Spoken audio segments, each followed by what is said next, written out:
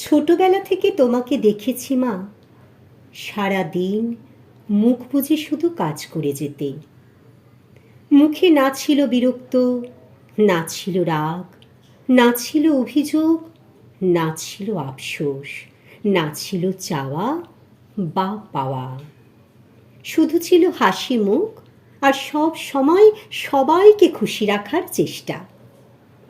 ছোটবেলা থেকেই দেখতাম বাবা খুব রাগে, কোনো কারণে তোমার উপর রেগে গেলেও তোমাকে রাগতে দেখিনি, ঝগড়া করতে শুনিনি কখনো, কাঁদতে দেখিনি বলবো না, হয়তো লক্ষ্য করিনি। কেউ কখনো তোমাকে জিজ্ঞাসা করেনি তুমি কেমন আছো, তারা নিজেরাই উত্তর দিয়ে দিত, জামাইবাবু খুব ভালো মানুষ, তুই তো খুব ভালো আছিস রে দিদি। বাবা রাগী বটে, তবে খুব খারাপ মানুষও বলা যাবে না। বাবাকে দেখেছি নিজের কাজ নিয়ে ব্যস্ত থাকতেই বেশি ভালোবাসে। তুমি শুধু আমাদের বলতে, বাপের বাড়ি আর শ্বশুর বাড়িতে ছোট ছোট ভাই বোন আর ননদ দেওরদের বড় করতে করতেই তোমার দিন রাত কেটে গেছে। আমাদের নিজেদের ব্যস্ততা নিয়ে আমরাও নিজেরা কখনো জিজ্ঞাসা করিনি তুমি কেমন আছো। আস্তে আস্তে সময় এগোলো, তোমার বয়স বাড়তে লাগলো।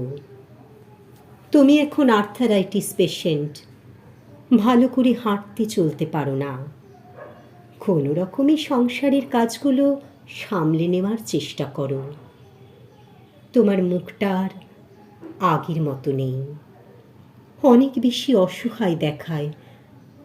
বাবা ঝাঁচিয়ে উঠলে তোমার চোখের কোণে এখন জল দেখতে পাই। নিজের অক্ষমতার জন্য কষ্ট পাও খুব।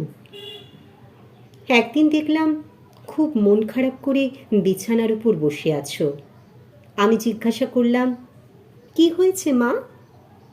তুমি বললে তোর বাবা বাইরের ঘরটায় শুয়ে থাকে, আমি এই ঘর থেকে তবু তো দেখতে পাই তাকে।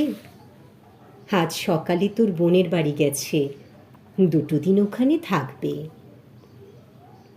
সেদিন বুঝলাম মা, এত বছর কোনো অভিযোগ অভিমান ছাড়াই কেন এই সংসারটাকে বুক দিয়ে আগলে রেখেছ। তোমার চাওয়াটা বড় অল্প ছিল মা। তোমাকে বাবা এসে বলবে তখন যে তোমার উপর খুব রেগে গেলাম, তাতে তুমি কিছু মনে করনি তো?